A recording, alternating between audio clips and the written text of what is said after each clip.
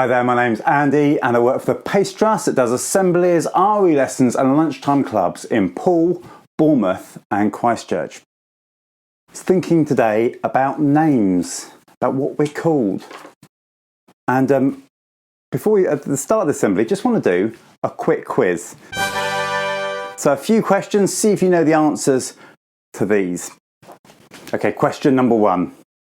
Which hero was named after the author of the book called Birds of the West Indies? It's James Bond. The author Ian Fleming was trying to find a name for his new character, and he found on his bookcase a book by a guy called Bond, James Bond, and he thought, that'll do, that'll work for my secret agent. The next question, what is Lady Gaga's real name? Okay, Lady Gaga's real name is Stefani Joanne Angelina Germanotta. Question number 3, which author used to wander around a graveyard in Edinburgh to find names for her characters? It's J.K. Rowling. And some of the names, Potter, Thomas Riddle, Malfoy, McGonagall, Moody and Scrimgeour are all found in Edinburgh's graveyard. True or false question now. Prince Charles's full name is Charles Philip Arthur George Windsor. Is that true or false? Actually, it's true. That's a lot of middle names, isn't it? And lastly, there's a series of westerns featuring a character called the Man with No Name. Who played the Man with No Name? That's probably one for your dads or your granddads.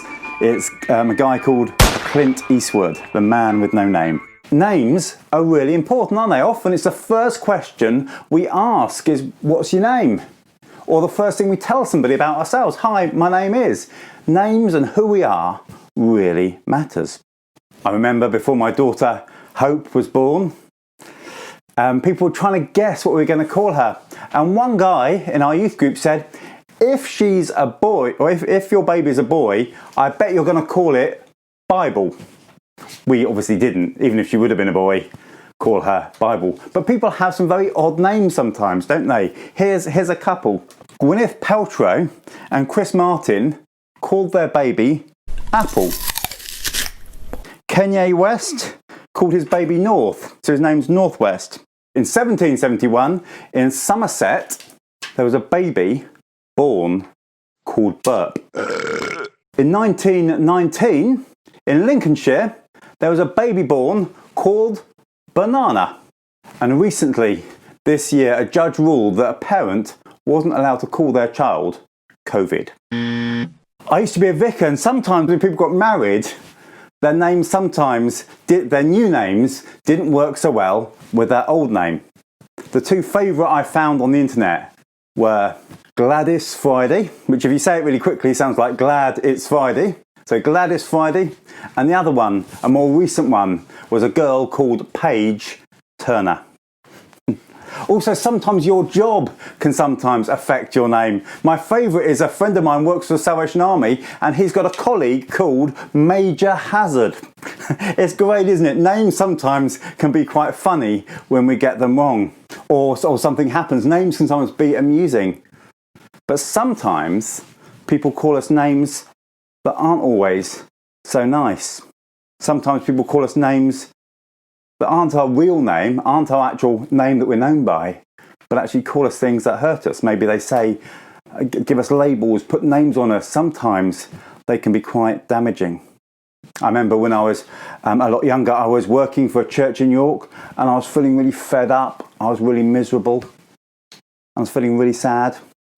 And I was sat on a train coming back here to Bournemouth actually, and it was stuck in Birmingham for ages and ages. And I remember just feeling really rubbish.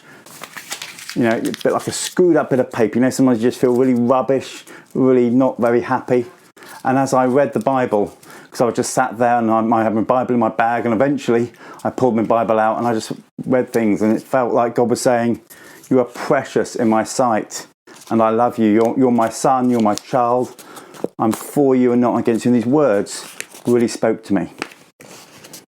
I realised that God knows my name and cares about every part of me. And he doesn't look at me and say, rubbish, useless, whatever labels put on you. And sometimes we even put those labels on ourselves, don't we? God says, that's not how I see you. You're my child who's precious and honoured in my sight, and I love you. Some verses from the Bible that God says about each one of us. God says, I know everything about you. I know when you sit down and when you rise up. I'm familiar with all your ways. Even the very hairs on your head are numbered, for you are made in my image. In me you live and move and have your being. You're my children. I chose you and I planned creation. You are fearfully and wonderfully made. I knit you together in your mother's womb, and I brought you forth on the day you were born. And it's my desire to lavish my love upon you, simply because you're my child and I am your perfect parent. I love you more than any earthly parent ever could. Every good gift you receive comes from my hand.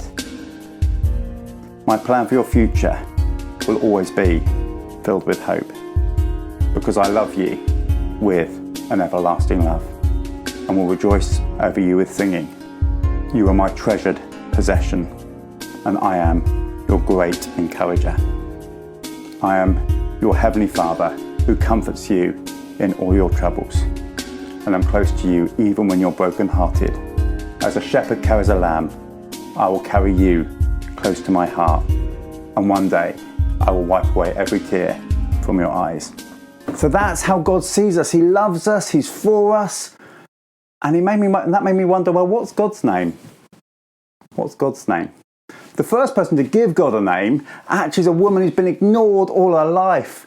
She's been treated really badly she's a slave and a single mum, and she's been treated really badly by the people who are meant to look after her.